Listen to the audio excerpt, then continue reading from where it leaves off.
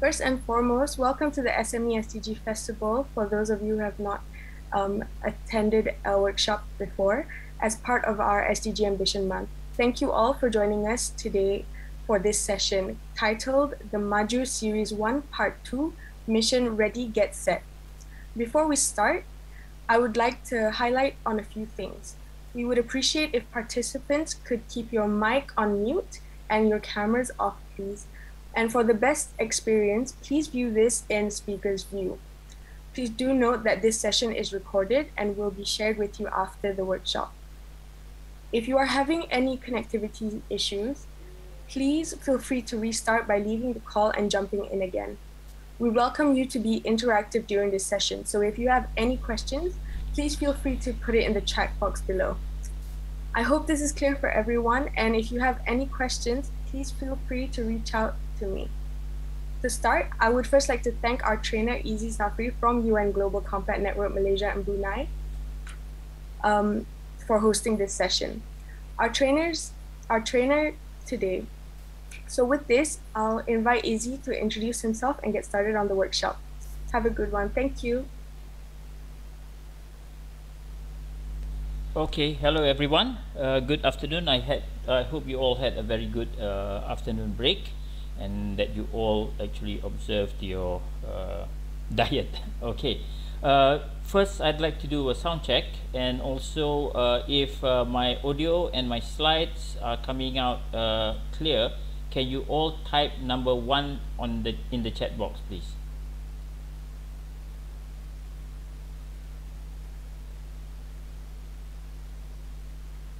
Okay, very good.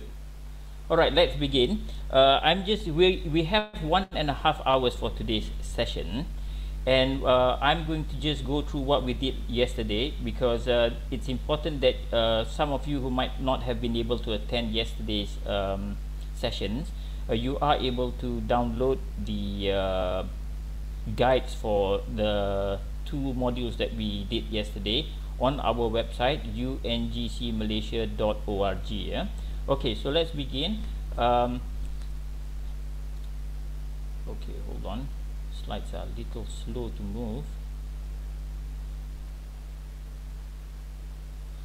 Okay, this session is actually courtesy of Sarawak Energy, so a big round of applause for them.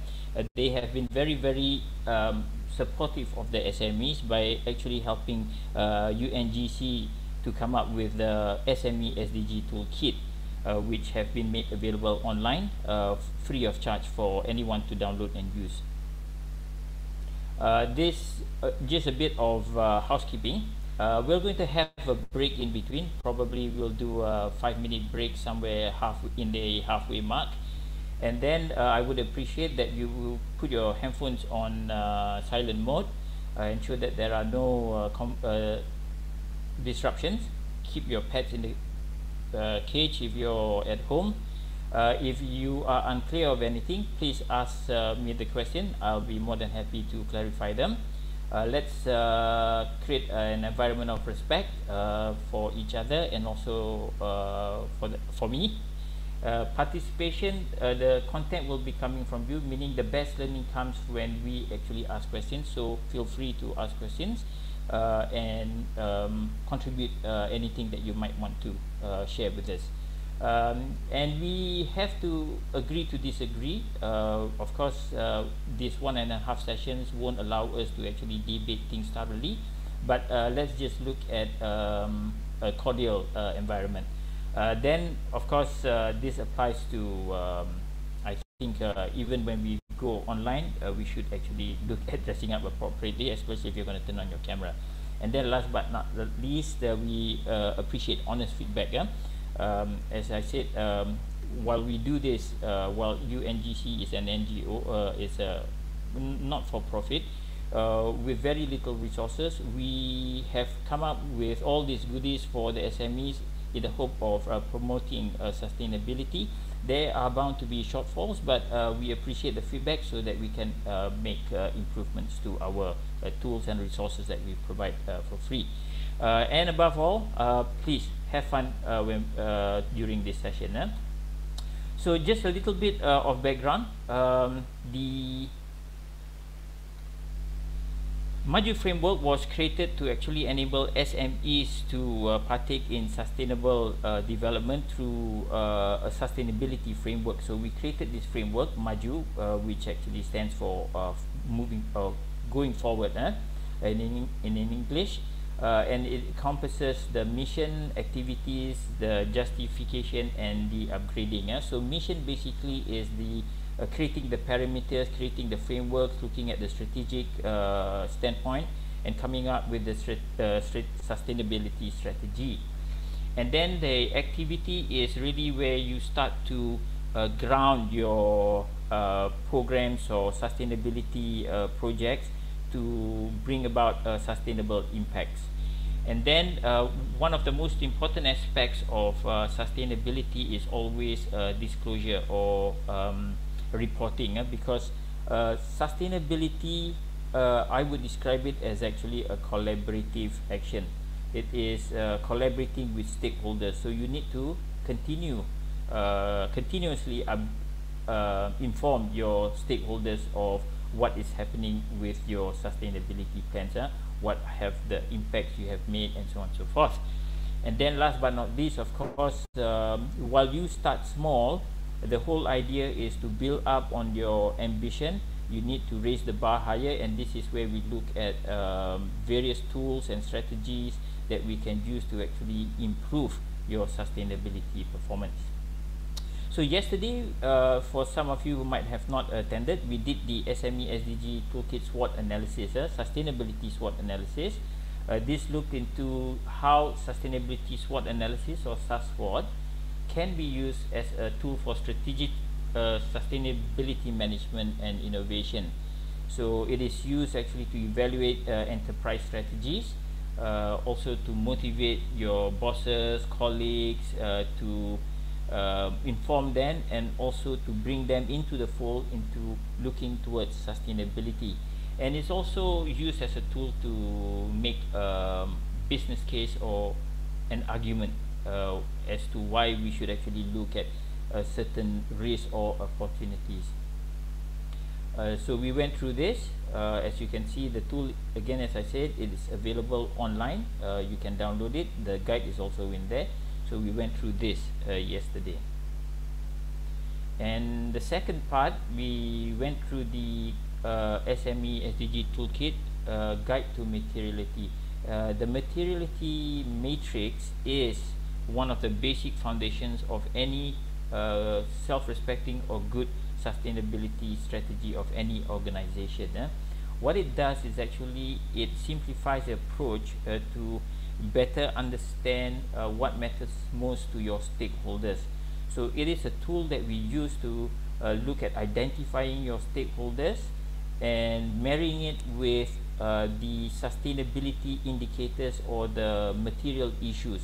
So when you marry the two, you are able to then organize them and prioritize them in a way that you can manage your resources to tackle them, those issues. And then you can also, out of this materiality matrix, you can then come up with a stakeholder engagement plan. For example, if you're talking about the impact that your company creates in its neighborhood, then you can come up with a stakeholder engagement plan on how you are going to address the issue within that community. Say, for example, your manufacturing facility emits certain kind of dust or smell that impacts on the communities there.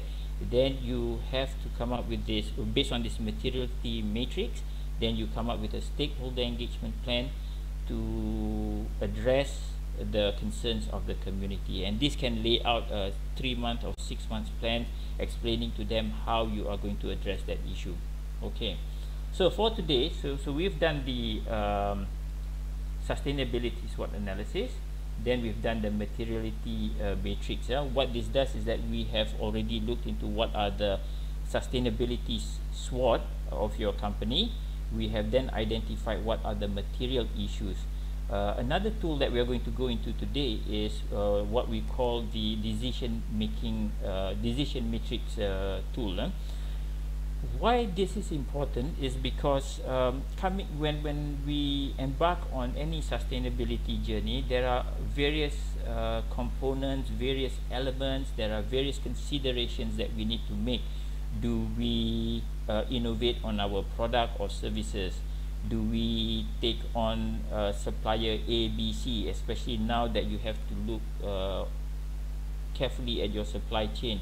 So these are some of the things that you need to consider, and often making decisions can be a little bit difficult. So this is why, as part of the basic tools that SMEs require for sustainability, is this simple decision making matrix.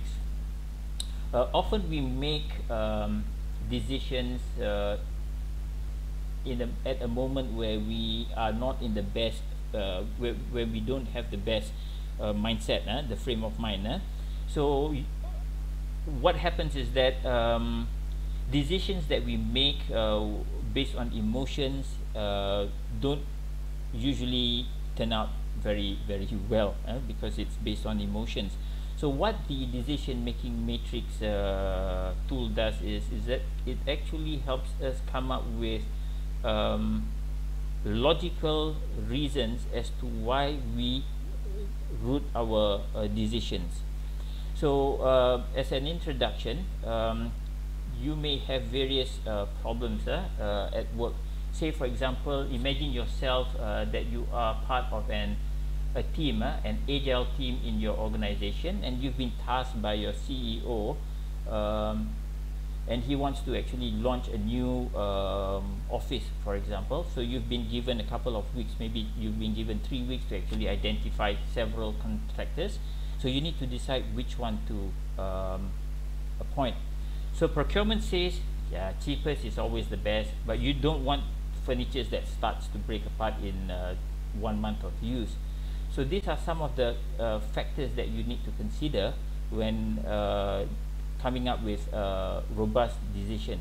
So how can you make sure the best decisions while you take into account all of these different factors, from after sales service, whether the materials used are sustainable or not, whether the furniture actually has got certain features to allow for comfortable working conditions around your office. So comfort may actually be a factor for you as well. So these are a lot of things that we need to consider, and in trying to come up with the best decision, what we need to do is actually use the decision making matrix tools, simply because it makes decision a whole lot more easier.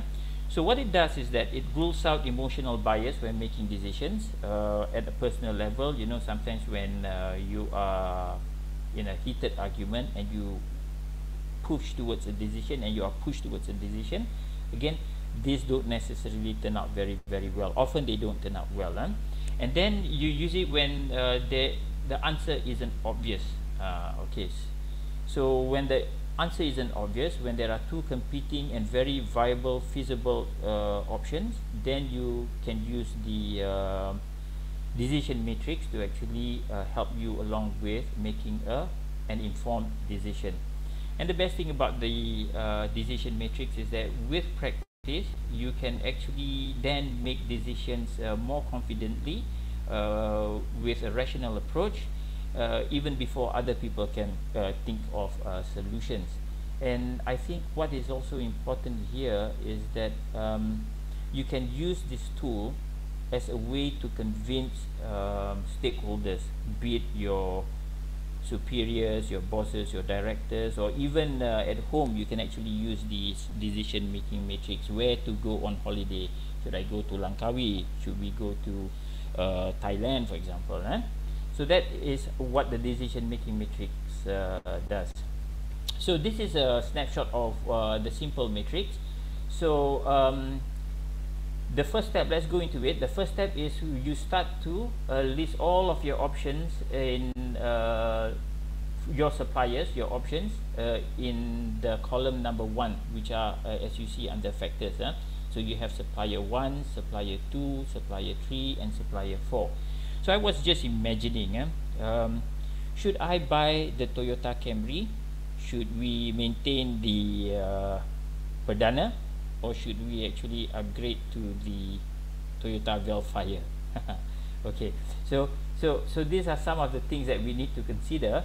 And then on across horizontally, you have the cost, you have the quality, you have the speed, you have the reliability, and these are all factors that you want to consider. So you can have as many factors as you like. You can have, for example, what I've displayed here. You have cost, quality, speed, and reliability. So you may have up to 10, you may have up to, you can also limit it to 5, for example. And then you have the options that you have. Again, you have supplier 1, supplier 2, supplier 3, and supplier 4. So once you've already laid this down, the next step is to actually give weightage. So as you can see, if you can follow my mouse here, the weightage is basically a score that you give in terms of how important the component is, or the element is. So say for example, when you're talking about cost, is cost very important to you? Is quality top? Is speed and reliability also a consideration? So once you've laid this down, what you need to do is under weights, you need to give them a score. And the trick here is not to give the same score, but you have to give, rather than a score, you have to give them a ranking. So what I mean by ranking is that based on the sample that I've given here on screen, cost, quality, speed, reliability, I may actually put cost as my number 1 consideration. So I put it down as number 1. Then I put it down as number 4. Then if quality is something that I'm willing to forego a little, then I may put it down as number 3. So you've got 4, 3, and then speed, I can wait because supplies are stocks are already available. So perhaps speed is something that I can put down as number 1, and then reliability is number 2. So what this goes to say is that the highest number is the most important, has got the biggest weightage, while number 1 is the one with the least weightage. So what we're going to do here, I'm going to switch on to the next slide, where you can see I've already put I've simulated the weightage here, the weights here. So cost is number 1, quality is number 3, speed is number 4, reliability is number 2. So what you do is, once you've given the score, again I'm going to switch back. So if you put supplier 1 in terms of cost, you give it number 3, you score them 3, and then in terms of quality, you score them 3, and then speed, you give them a score of 2, and reliability 2. You can see how you can then score the rest in terms of how you rate them. So the ratings here, again, compared to weightage, the ratings can be the same. Supplier 1 can be 3, supplier 2 can also, supplier 3, you can also score them a 3. It does not matter, because this is actually more of a scoring. It is not a weightage. So weightage you can't duplicate the numbers, but when it comes to scoring them, it's okay to actually have competing or even the same. So what you do is that once you have reached supplier, say for example 9, you have given a score of 3, for example. So then you multiply 3 times 3 and you get 9. If you've given speed a rating of a weightage of 4, and you scored them 2, for example, as you can see here in the previous slide, then you score it as an 8. Okay, so you only need to multiply it by the rating and the score that you've given to arrive at the total score, which is the column at the right hand most here. So once you've done this, then it is obvious that supplier 4 is the most reliable, or should be your obvious choice when coming up with the decision. So this does not only apply to coming up with suppliers. So you can use this actually as a tool for you to consider spending or allocating resources for sustainability projects, allocating resources, whether it be man, money, method, or machinery that you need to supply. So you can then put all those considerations down in this decision making matrix. So let's take, for example, if you're talking about digitalization, so you are looking at improving your company's internal operations to ensure that you have very little delivery, you can shorten the delivery to your customers. So in terms of digitalization, you are looking at a couple of models in terms of digitalization. It may be whether you are going to use service as a platform or whether you're going to buy the software. So these are some of the factors that you want to consider, and then you can look at again whether it's cost, whether it's quality, whether it's speed, whether it's reliability, whether it's the software has got after sales service. So these are some of the elements that you need to consider. So this applies to a lot of things that you want to do, especially in terms of sustainability. So of course there are certain things that you might have some questions like what if for example I were to do something, okay, as I'm providing a tip here is that sometimes you say how come I have arrived at a decision but somehow or rather I don't really feel, my gut feeling tells me that this is not the right decision. So what you need to do is revisit your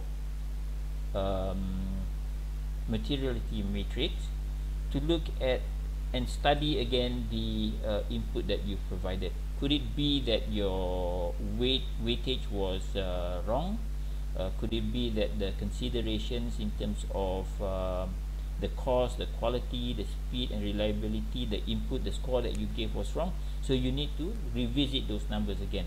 And I wouldn't take this lightly, simply because yes, a lot of times we tend to decide over and appoint another alternative to the better or superior company simply because of gut feel or something, because of an emotion that we have. Maybe our experience in dealing with the salesperson was better, it could be that, or maybe you have a friend or a cousin that actually is one of the suppliers, you know. So those are some of the things that might affect your emotions, and that will bring you to make decisions which are not going to be in the best interest of logic and reason in decision making.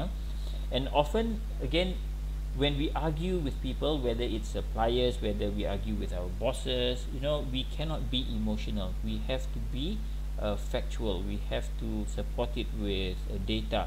So again, in spite of us wanting to make a decision based on our gut feel, but if the decision making matrix scoring does not support it, you should not make that decision based on your gut feel, but you need to revisit and study the input to ensure that whatever you came up with is actually right. Because often I think you will find that the scoring that you provided may not be the best.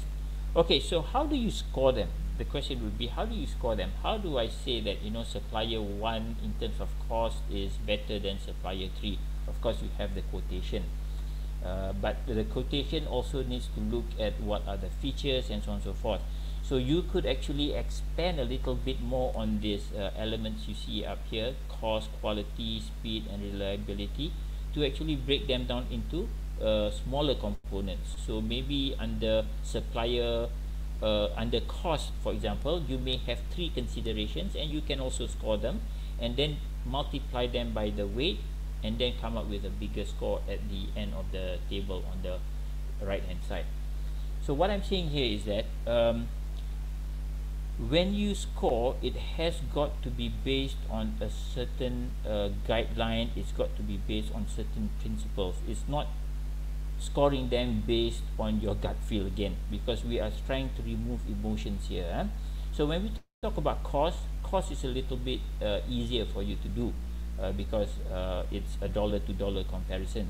But you can, as I mentioned, break it down a little further to look at the features, whether you are getting an apple to apple comparison. So you can break cost down to see whether they are indeed really cheaper or they are more expensive.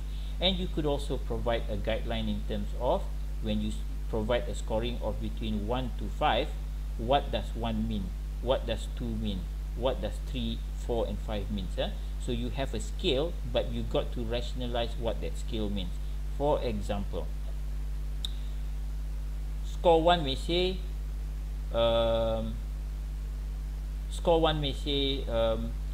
cheap or quotation is competitive, and then score number 2 may say competitive and provides additional feature.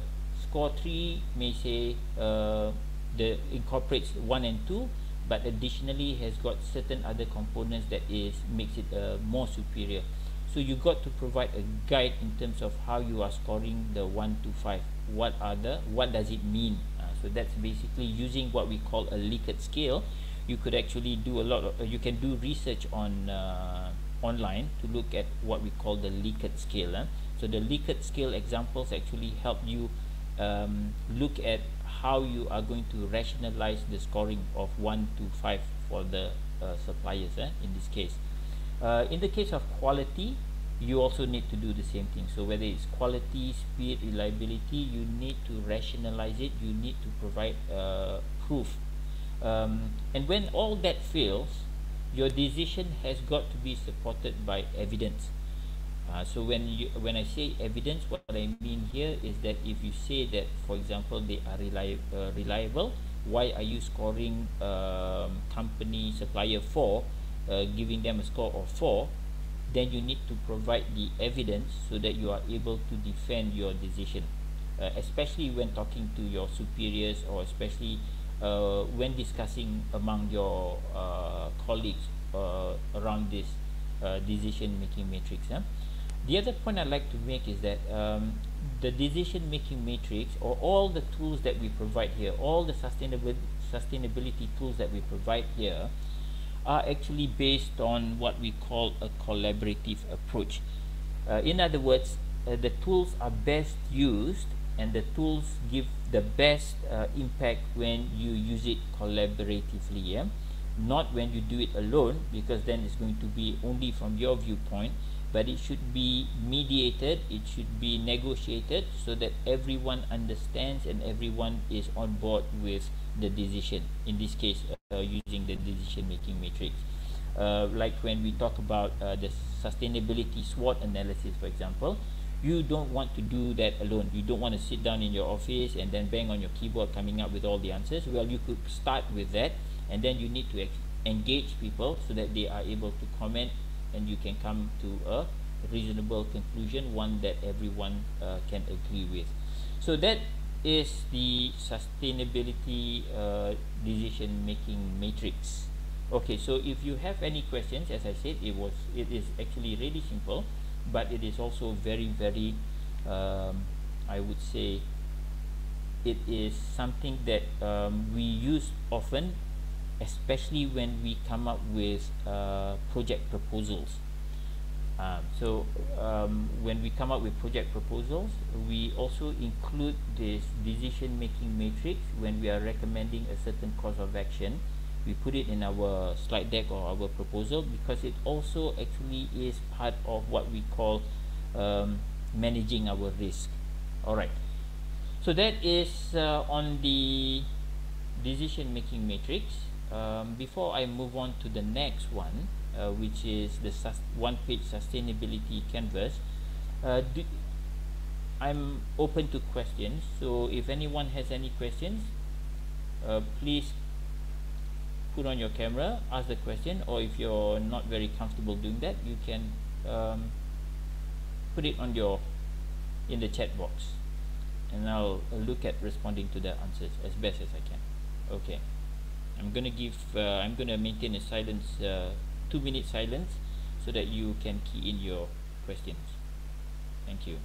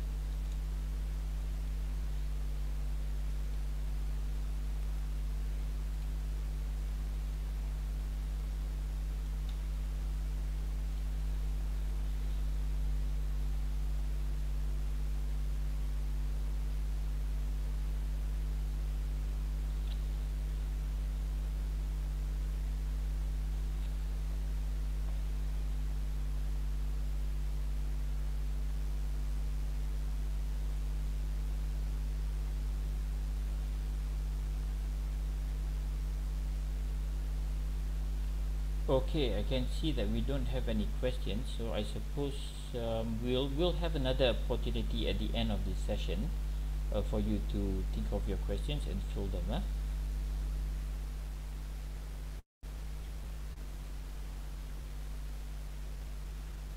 Okay, let's move on to the next. So the next session is going to be on our one-page sustainability canvas. It's a little bit more complex than what we see here. Okay, let me backtrack. I have one question here. Hi, how may I know the criteria of speed for rating? Okay, the criteria for speed for rating, let me go back to the canvas.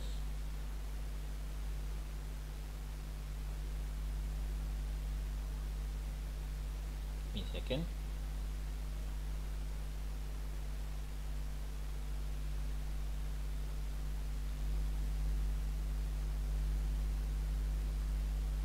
Okay, when we look at speed, it is about the speed at which your supplier may be able to supply you with whatever that you're ordering. It may be something that is custom made, it may be something that they're importing. So this is what I mean by speed. So in this case, because we're talking, the scenario was talking about your CEO asking to set up a new office or a new branch. So you need to put in the furniture, you need to start mobilizing your suppliers to prepare the office. So when we talk about speed here, it is actually can come in the form of they are able to supply within 2 days of putting in the purchase order. They will take 1 month to install, for example. So this is what we mean by speed. So you can have your own speed criteria. It can the criteria can be in terms of delivery.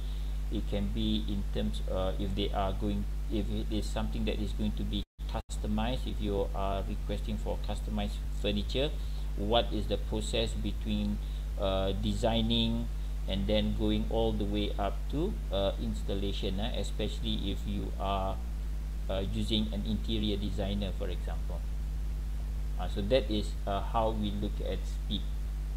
Reliability, of course, again, just to explain, reliability can look at you can use in terms of reliability, you can look in terms of getting opinions from various surveys online.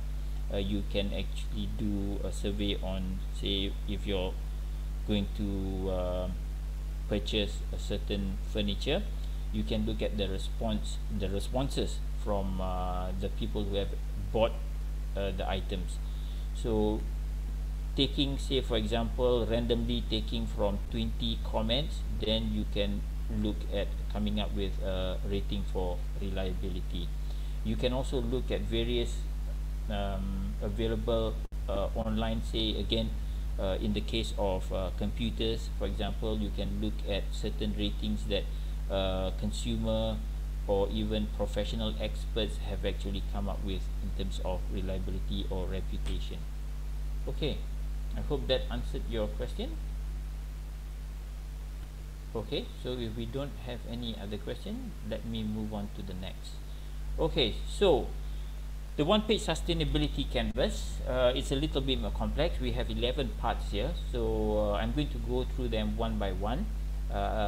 We have the guide available on our website, so you are able to deep dive into it more. But the sustainability canvas, how many of you, I just want to do a check here again, how many of you are familiar with the traditional one-page business canvas?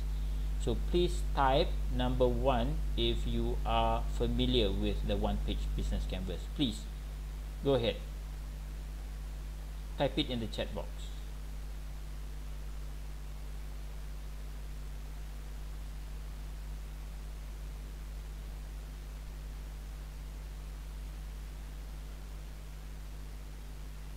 Okay,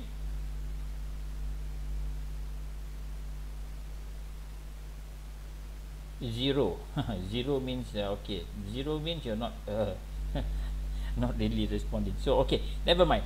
The instruction was, if you're not familiar, or if you're sorry, if you are familiar, type 1, but if you're not, okay, 0. All right, not a problem here.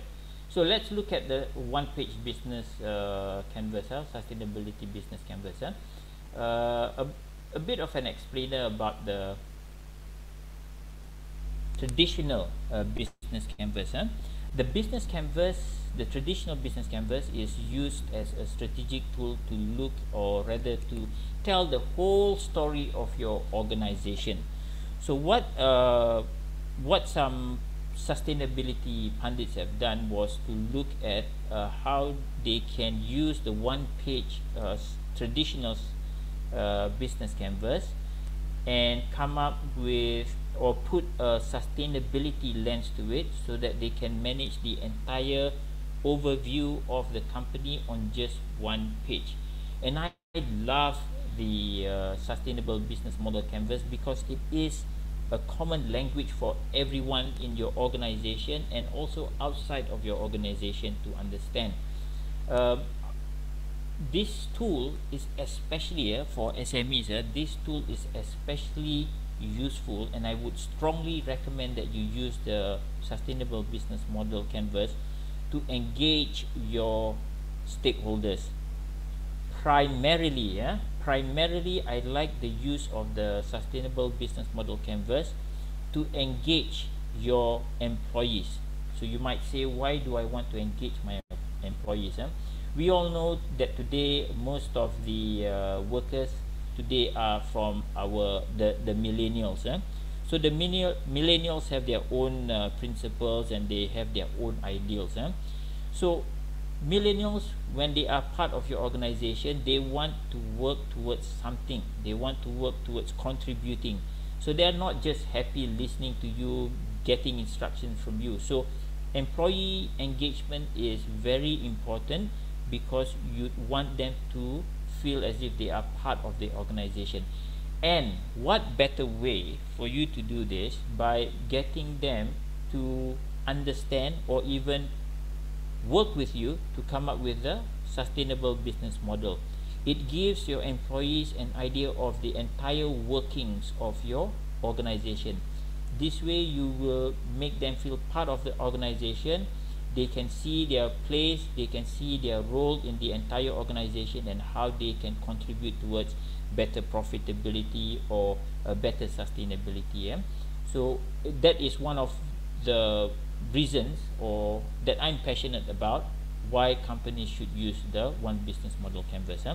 Often in large organizations, when they use the sustainable business model canvas, it is only something that the senior management or the owners are familiar with, and this actually is a real missed opportunity, because you don't want to compartmentalize your employees. Okay, if you are working in, say for example, the sales side, and the other one is working on the marketing side, and then one is doing the finance, and so on and so forth.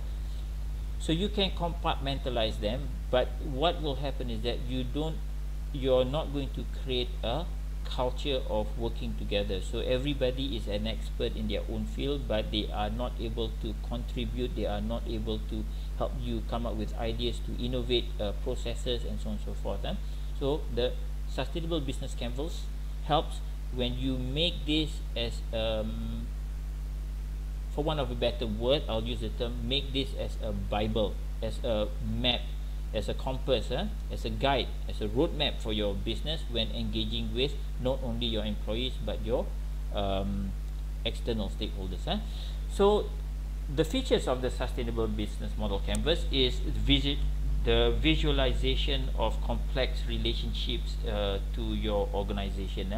So you look at what sustainable friends are, you're looking at the sustainable channels, you're looking at end of life, who your responsible customers are. So I'm going to go on to explain this in the next pages. And then it also helps you focus on key aspects of your business.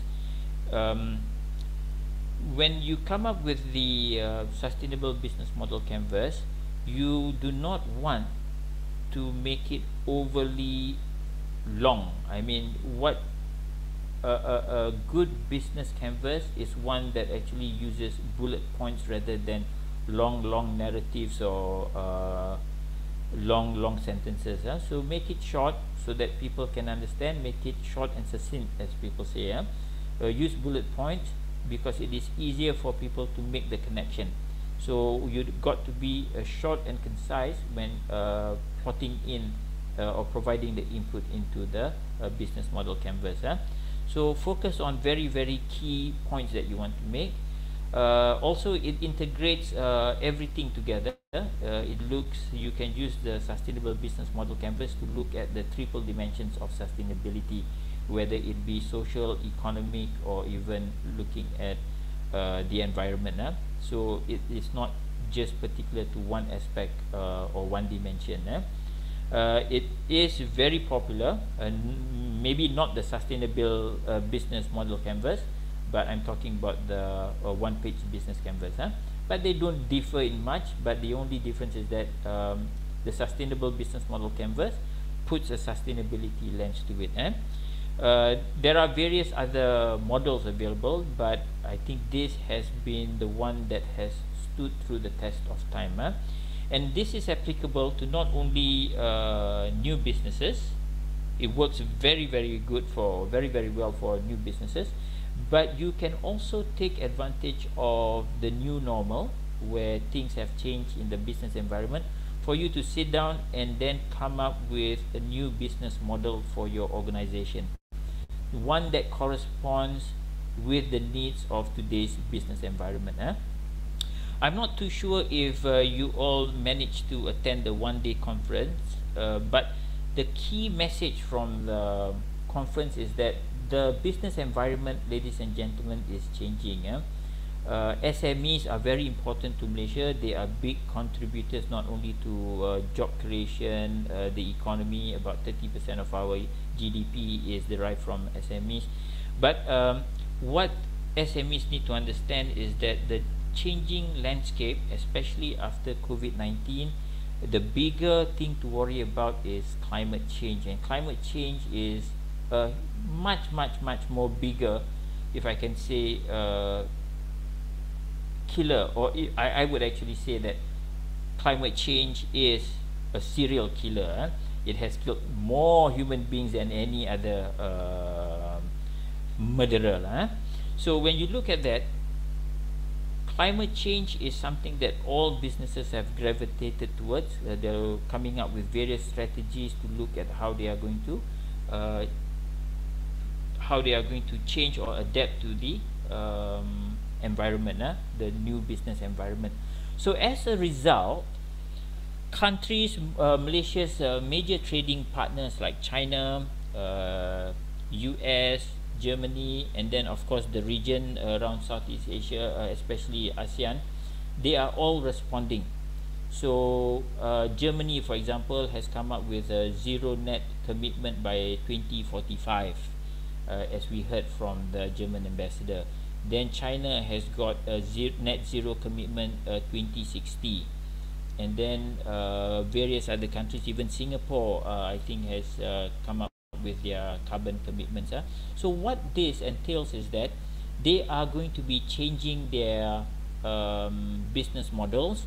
They are going to look at when they make commitments to reduce the national carbon emissions, as an example, then they will affect various policies on businesses, on trading, and so on and so forth. So for SMEs out there, for all of you out there who conduct business abroad, I mean your customers or your buyers are abroad, you need to pay attention to this. So when you gravitate, when you transform, when you make necessary changes to your organization to follow the new trading rules of that particular nation, you might perhaps have to look at coming up with a new business model. So this is where, even for companies, mature companies, they can revisit their sustainability, they can revisit their business model by looking at coming up with what we call this sustainable business canvas. Okay, let me just go to a bigger view of it. So this is the sustainability one-page business canvas. So we've got positive impact. There is actually a tool here that we can use to expand on the positive impact, and we also have the same tool that looks at the negative impact, how to minimize it. But we won't be covering the impact tool here today, but we'll be focusing on sustainable friends, the sustainable value creation, sustainable value offerings, and so on and so forth, the components of this. And then we'll if time allows, we'll do a little bit on the positive impact and negative impact. Okay, so going back, so this is how we use their business canvas.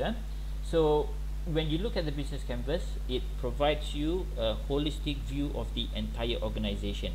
So you can then use it to bring for cooperation. You can invite a collaboration with your stakeholders, your supply chain, and then you can also look at it. You can use the sustainable business canvas also to look at the impact and also the consequences between relationships. So what if I were to look at, say for example, when we talk about consequences, so what if I were to make investments in sustainable technology and resources? How is that going to contribute to sustainable customer relations, for example? If I were to then adopt, say for example, electric bikes in my business, using electric motorcycles, how is that going to impact on sustainable channels, for example? So this is the perfect tool that you can use to look at the right consequences, the relationship between the various components or considerations in your business. Okay, so let's look at how to use it. So number one is sustainable friends. So what are sustainable friends? Back and forth, I'll be talking a bit about the traditional business canvas. So when we talk about the traditional business canvas, over here what you have are your suppliers. So under sustainable friends, with the sustainability business canvas, what we want to look at are people who are going to support you in your sustainability journey. Friends, and we call it friends rather than organizations, again because this is a collaborative model. We want to look at who are the organizations, who are the businesses, who are the stakeholders, be it government, that are going to help you with your sustainability journey or with your new business model. So you need to name them. So it could be that, give you an example, say for example, if I were UMW, for example, okay, never mind. I actually represent an organization, an NGO that looks at recycling. So who are going to be my sustainable friends? So among my sustainable friends would be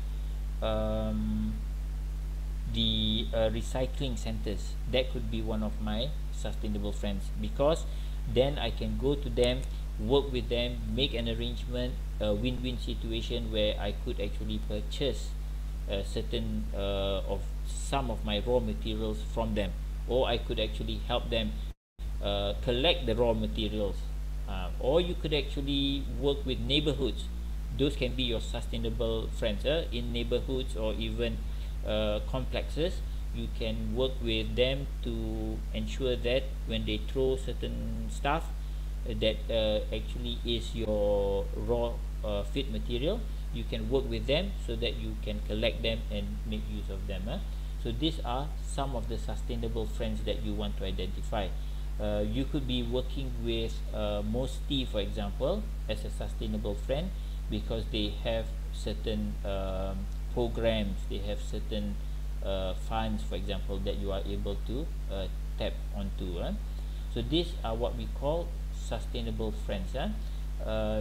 They can also come in the form of people who can influence others towards your business. Okay, so that's sustainable friends. Then we look at sustainable value creation. This looks into what are the activities that can create sustainable or create new value for your business. If, for example, I am into the business of coming up or repurposing certain materials, so I'm just going to use as an example furniture. Okay, say I collect old furniture and then I refurbish them, and then furnitures which I cannot use, then I can break them down into, shred them into smaller components, and then use acrylic to design new furniture around them. That may be my business. Okay, so what is the value creation in my new business model here? So I'm looking at the value creation I'm doing here is perhaps using a 5R approach, which may go into repurposing rather than recycling. So I may take an approach that not only do I recycle waste, but I also look at repurposing them to give them as a product line. So I may repurpose plastic bottles into jars, or I can repurpose plastic bottles into plastic containers, for example. So that is the new value creation that I'm creating. And it doesn't have to be in terms of product, it can also be in terms of certain services. So this really is, when we talk about sustainable value creation, we are talking here what, in other sense, what is the value proposition, what is the sustainable value proposition that you are offering. Okay, I would actually, under most circumstances, this is when we go through the sustainability canvas, it works best when we are able to discuss, because I like to invite participants to give their products or services as an example when I use when we discuss the sustainability business canvas. So we've got sustainable friend, so we've got sustainable value creation, which is the sustainable value proposition that you are offering. Then we have sustainable value offerings. So these are what we call the value. When we talk about the value proposition, we are talking about what problems that your sustainable value creation is now, what are they answering, what need do they answer to. Do they actually we can look into in terms of what problems that we are going to look at solving, what functions or form our products or service take, whether the ownership of a certain product, or when we talk about a service, is transferred to the consumer. Are we giving more options for the customers to take control over their usage? So these are some of the sustainable value offerings that we want to consider. As an example, this may also point out to sustainability, because anything that puts control into the hands of consumers, I would see as always, more often than not, a good thing, because there are instances, of course, when you let the customers decide, then things go alright very quickly. But take for example, when we look at the mobile industry,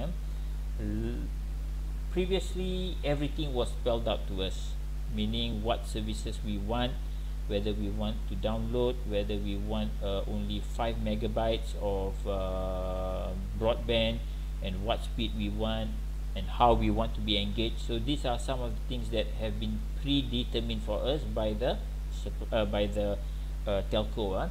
But today, that option has been given to the consumers for them to decide. So today, consumers can log on and do some sort of self-management of their account. So they can control their billings, they can control how much they want to spend in a month. So these are some of the sustainable value offerings that I'm trying to describe here. So we've covered the sustainable friend, sustainable value creation, and then the sustainable value offerings. And then we have the sustainable customer relations. This is often something that is quite confusing for most when we talk about sustainable customer relations. When we talk about this, we are not talking about who your customers are, because when we talk about who your customers are, they are on the next box, which is responsible customers. But sustainable customer relations is more about the relationship per se. So you want to look at the dimension of the relationship, the appreciation of the relationship that you have with your customers. For example, how do I make, say, when we talk about cars, for example, when you buy a Proton or when you buy a Perodua, this is actually an interesting thing which we both manufacturers have not really looked into when they look at sustainable customer relations, because this is something that is growing in terms of consumers looking at living more sustainable lifestyles, contributing less to environmental degradation, and so on and so forth. This is one area, one aspect where you want to look at how you can strengthen the relationship with them. So it describes the relationship. Say for example, Proton may come up with a program, whether it's CSR or whether it is through their products, their cars, and perhaps also in their product life cycles, for example, using that as a means to establish a relationship with the consumers. So you want to capture what is the relationship that you enjoy with your customers. So this is not talking about who your customers are, but rather what is the type of relationship that you have with them. So Proton, for example, I'm using Proton. Say for example, it has a better CSR program, it's got a very good sustainability rating, and it has got a better mileage in terms of its products. And then when it comes to servicing, they take care to actually inform customers of how they are managing the used oil from their workshops. So say for example that they communicate this regularly with their customers, then the relationship between Proton and its customers become ever so stronger, which may provide a competitive advantage over Perodua in this sense that I'm talking about. So it looks at how we can make current friendship relationships more sustainable. How do we manage communications? How do we manage after sales service? How do we manage various customers touch points to ensure that we are able to work together with your customers for sustainability, to further your sustainability ambitions as a whole. Okay, then we look at responsible customers. This is pretty obvious. who are your customers, how can we make them join us to be more sustainable. This is the responsible customers can come into those who are already have a more sustainable lifestyle approach or looking for more ethical consumption, but they can also be customers that you want to target. So this may also be when you break them down into these two, those that are already on board and those that you want to target. The reason why we want to do this is that we want to look at how you can use your current sustainable or responsible customers to bring in more customers to your site. So responsible customers, for again in the case of Proton and Fero 2 just now, there needs to be an understanding of the demographics of these customers. Are they young customers? So say for example those who buy the Proton X50 for example, what are their profiles like? Do they appreciate the sustainability efforts in after sales service at your workshops? Do you carry out surveys to identify who your responsible customers are? Okay, because once you have done all this, then you are able to leverage on these responsible customers to actually grow your customer base. You can get them to actually provide become influencers or ambassadors for your brand. So that's responsible customers. And then we go back to the left, you have sustainable tech and resources. So these are looking into rather than identifying, this is not about buying technology, this is not about buying resources, but this is more about considering what are the options that you have that are more sustainable in your current setup. So if you are going to provide a certain service, if you are going to provide a certain product, you need to look at what are the available sustainable technology and resources that enables you to deliver on this entire business model, this new business model that you're using. So sustainable tech and resources, you need to look into what products, what machinery you use. They may be EEC compliant, they may be inverter technology that helps you reduce electricity. There may be new technology in terms of know-how on making shorter time in terms of production. You may want to also invest in agile technology, agile thinking. This doesn't have to be machinery, doesn't have to be, it can also be in terms of knowledge. So you got to ask questions like again, using Proton for example, is there a better way for us to communicate with our customers so that they don't have to come to our service center twice because of making appointments, because you waste a lot of money trying to go or trying to call, you can't get through, and then customers come and then walk in, can I make an appointment, and then you don't have any slots for the next 1 week. So you got to look at the sustainable technology and resources available. Can we create an app for example so that we can inform customers that okay, their car is going to be due for servicing in the next 100 kilometers, so that they can then make an appointment and look at the earliest appointment date. So these are some of the sustainable technology and resources that we want to consider. And then we look at, going back to the right, we have sustainable channels. So this is actually looking at your distribution channel. So you have your new business model.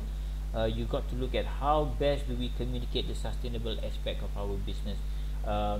These channels are, when we say channels here, these are what are the avenues that we are going to use to affect our new sustainability ambitions. So it can be, the channels can come in many forms. It can be your actual suppliers, your logistics, but we can also talk about channels such as communication channels. We can talk about your supplier channels, we can talk about your distribution channels. So we got to look at how we can project, we can promote this new sustainability business model and business products or services that we have through the various channels that we've identified. Because there is, again, because when we talk about sustainability, it's all about collaboration. So as much as possible, we need other people to jump on board. We need people, whether those along our sustainability channels, whether they are suppliers, distributors, our logistics, whether they are our communication channels. We need to use this as a way to tell and shout out to people, saying that, oh look, this is our new business model, we are a responsible, ethical company, and this is how we are going to help you lead a more sustainable lifestyle. So this can be your channel, so it can be social media, it can be TikTok, FB, and so on and so forth. Okay, then we have end of life. So what is this? In the new sustainability business model that you're going to come up with, you need to also plan on how your product or service is going to come to an end. And when I say come to an end, it's got to come to a nice end rather than just as a waste. So you can look at designing from the onset, or from the very beginning. When you first sit down to plan your product, you can actually plan the end of life into your product. So if I'm looking at my handphone right now, so has this handphone of mine been designed with the end of life in mind? So once I finish, what will happen to this? Once I've done using this phone, whether it breaks or whether I buy a new phone, I upgrade to a new phone. I'm using a very old Sony handphone here. So the question is, what happens to it? And this is not something that we can just leave to the consumers to decide. We can then inform consumers through our sustainable channels that when you buy a Sony handphone, you are buying responsibly. You are buying from an ethical company, because while you have purchased the use of the phone as a technology tool, we have also planned for you to discard it in a way that is responsible, that does not damage the environment. So I may be able to deposit this Sony into some bin where they can take it apart and recycle it and even repurpose it. So that is what end of life means. So we got to look at, especially if you are an SME in manufacturing, you got to look at the end of life of your product, how you're going to manage this. And this comes back to the circular economy, which you should pay special attention to. All right, so that basically is the 1 2 3 4 5 6 7 1 2 3 4 5 6 7 8 components. And now we move on to the cost and additional cost, assistance and revenue, and sustainability premium. These are very, very simple actually. So we are now at 3:09. So we've got another 20 minutes. So cost structure and additional costs are actually costs that are wanting to become the cost that you have to invest in wanting to become more sustainable. So you may have the traditional way of doing business that costs you so much, maybe cost you, let's just put a figure of RM1000 for example. But in order for you to come up with this new business model to support the sustainable technology resources that you need, to look at improving sustainable customer relations, to look at sharing and calling for collaboration with your sustainability channels, coming up with a mechanism for the end of life of your products, they all require some investments. Often people say that sustainability is very expensive, which is not true, because there are a lot of solutions out there, but the problem is that people are not collaborating, people are not connecting. So when it comes to this cost structure, you want to look at the old versus the new. Yes, you may have to invest in new products, but the breakaway, the investments are necessary so that you are able to break away from the old way of doing business. And I'm not going to start because it's going to take a whole day in terms of why we need to actually transition from the old to the new today. But I think I've covered that a little bit with talking about how our trading partners abroad are already changing and are going to impact the way we do business. So this is where you want to look at the required cost and investments for wanting to become more sustainable. You got to put this down. So again, it can be looking at investments in the fields that the 8 fields that I've shown you: the sustainable friend, sustainable value creation, and so on and so forth. Okay, then we look at assistance.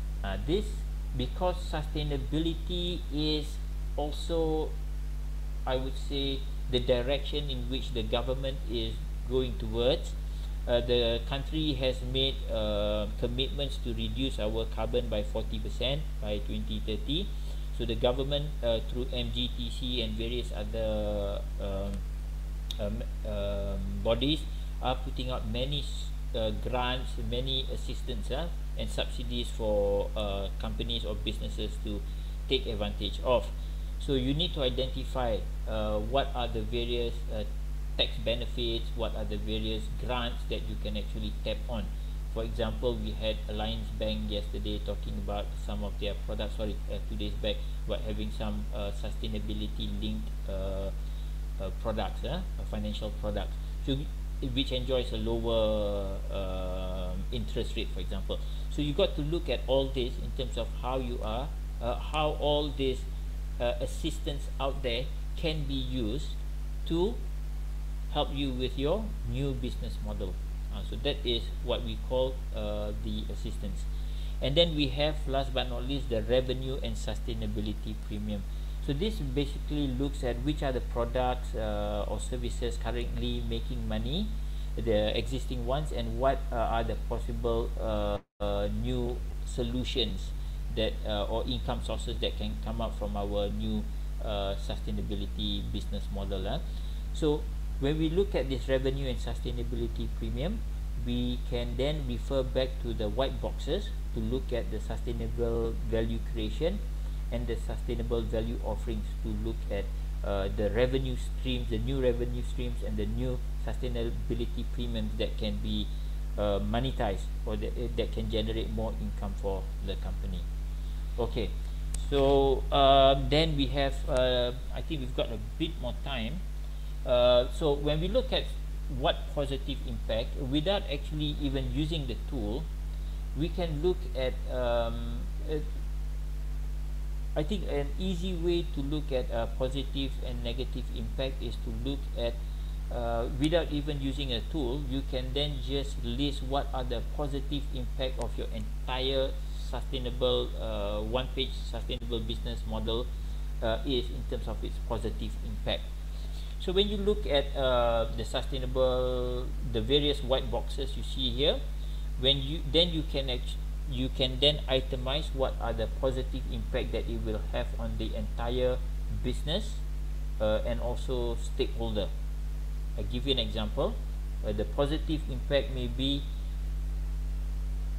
internal or employees who are more engaged, or you can say that the culture around the office will improve with this new business model, simply because of your millennial skewed employee population. So these are some of the positive impacts that you want to look at. You can also say that as a result of your new business model, using your sustainable channels, your sustainable value creation, the positive impact is that you are going to reduce your carbon emissions. You are going to reduce your wastage from 1 ton to only 0.5 tons, for example. You can also say that employee engagement has gone up, meaning more employees feel engaged. Culture has gone up.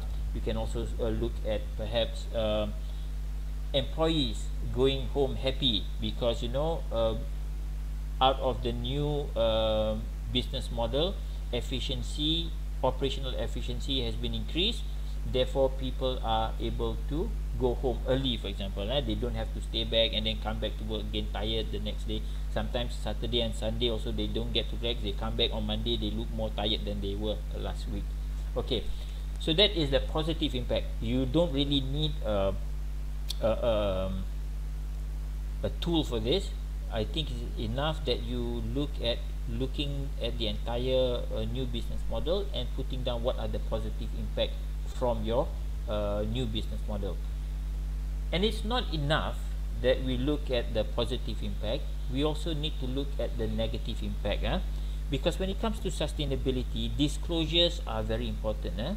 So disclosures actually are basically making known, admitting, being humble and admitting that, okay, this is the result, the negative impact that is going to be result from our new business model, but we have ways that how we are going to reduce that impact. We have an action item, or we have our risk management to look at how we are going to reduce this.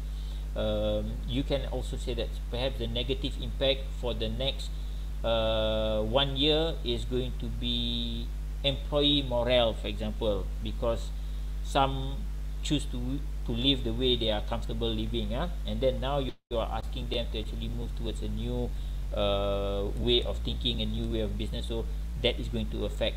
So that can be one of the negative impact. But when you identify negative impact, you want to look at how you are going to address it. If not this year, you can actually look at how you're going to improve it next year. But you need to actually look at the negative impacts and how you're going to minimize it. Okay, so we've come to the end of that. So question time, we have about 13 minutes more. So do you have any questions? Please, you can either put your cameras on, ask the questions direct, or you can type them in the chat box.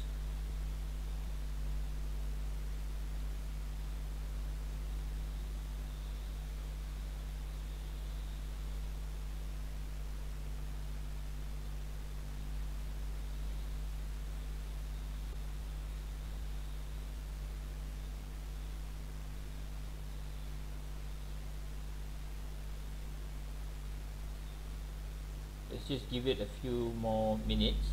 Some of you might still be thinking of the question.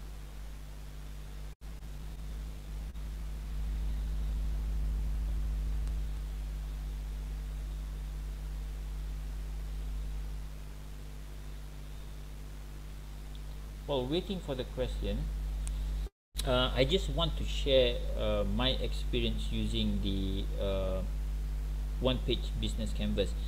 I do a lot of consulting for other organizations on top of UNGC.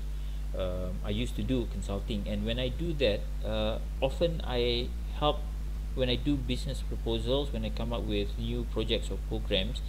I use the one-page business canvas, or the one-page sustainability business canvas, and share it, and I plot it and make it part of my presentation, because often I find that people become very amazed at how helpful the one-page business canvas is in explaining the entire business model.